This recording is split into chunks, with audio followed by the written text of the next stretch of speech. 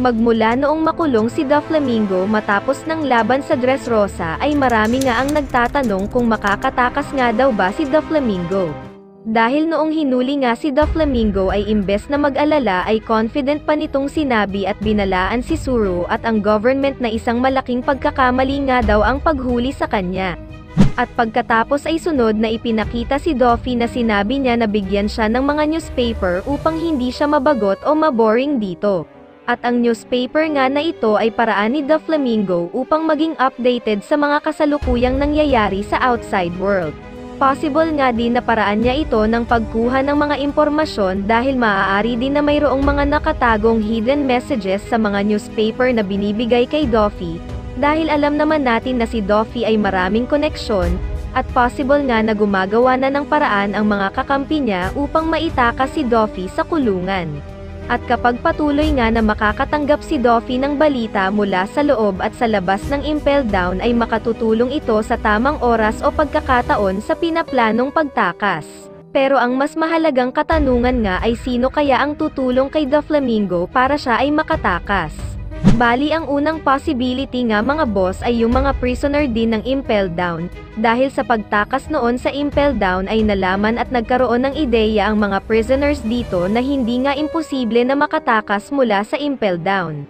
Kaya dahil doon ay possible na noon pa nga nagpaplano ang mga prisoners na ito sa pagtakas, kaya naman possible na magkakaroon ulit ng riot at makikasama dito si Bon Clay, dahil possible na mayroon pa din silang access sa monitoring system na ginawa ni Ivankov noon. At kung magkakaroon nga ng riot ay siguradong ito ang gagamiting chance ni Doffy para siya ay makatakas mula sa Great Prison. Possible din na mayroong guard na tumutulong kay Doffy, dahil alam naman natin ang katayuan noon ni Doffy at hindi na nakapagtataka kung mayroon ng guard na tumutulong sa kanya sa loob. At ang isang possible hint nga dyan ay ang detalye sa anime episode 430 kung saan noong naglalaro ng baraha ang mga guards ay may isang guard na nagpakita ng baraha na Joker card na may marka ng bungo. Ibig sabihin ay isa na itong foreshadow na mayroong guard na tutulong kay Doffy. At diba na-reveal sa Egghead Island arc na kasama din ni Doffy ang kanyang mga crew members na nakulong sa Impel Down, kaya dahil doon ay sigurado nga na kapag may nangyaring kaguluhan, at kahit isa sa mga crew members lang ni Doffy ang makalabas sa selda ay siguradong ang una nitong gagawin ay papakawalan si Doffy at ang iba pa nilang crew members. At ang kinakailangan nga lang mga boss ay isang susi para mapakawalan si Doffy, dahil kapag napakawalan na siya ay siguradong madali na lang sa kanya na mahanap at makontrol ang control room dahil sa kanyang ability na pag-manipulate sa mga bagay dahil sa kanyang String Devil Fruit power. Ang kasunod naman na possible na grupo na magliligtas kay Doflamingo mula sa Impel Down ay walang iba kung hindi ang Cross Guild. At ang ideya nga sa possibility na ito ay magsisimula kay Miss Buckingham Stussy, dahil noong nahuli ni Green Bull si Weevil at dinala sa Impel Down ay siguradong gagawa nga ng paraan si Bakkin upang mabawi ang kanyang anak. At dahil patuloy na sumisikat ang grupong Cross Guild sa ngayon ay hindi imposible na lumapit si Bakkin sa Cross Guild, pero upang tulungan nga ng Cross Guild si Miss Bakkin ay kailangan magkaroon sila ng kasunduan. At ang kasunduan nga mga boss na offer ni Miss Bakkin ay yung pabagsakin si Green Bull at pakawalan si Weevil, dahil alam naman natin na si Green Bull ang nanggulpi kay Weevil at umatake sa bayan ni Whitebeard. At ngayong Marines ang mga target ng Cross Guild ay possible na magpautos si Bakkin na magpalagay ng malaking bounty sa ulo ni Admiral Green Bull.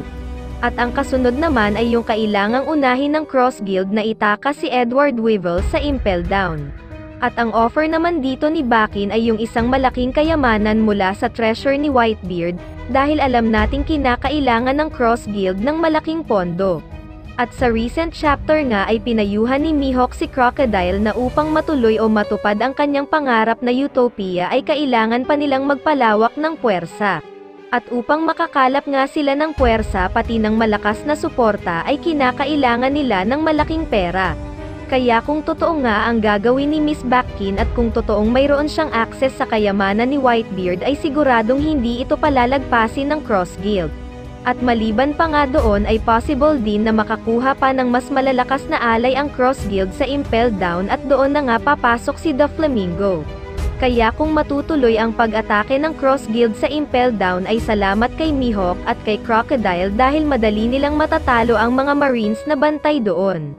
At pagkatapos ay doon makikita nga ni Mihawk at ni Crocodile si Doflamingo at maiisip nila na si Doffy ay isang valuable ally sa kanila dahil alam naman natin na si Doffy ang isa sa mga hari ng Underworld.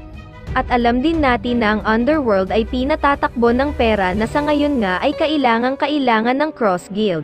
At dagdag pa dyan, si Doflamingo nga din ay isang malaking asset sa labanan dahil sa lakas nito kasama ng kanyang crew. Kaya kapag nangyari nga yun ay mangyayari na ang parallel noong Marineford War, dahil noon nga ay hinikayat ni Doffy si Crocodile na sumama sa kanya pero hindi pumayag si Crocodile noon. Pero ngayon nga ay si Crocodile naman ang maghihikayat kay Doffy at sa pagkakataong ito ay matutupad ang kanilang alyansa dahil papayag na nga si Doffy.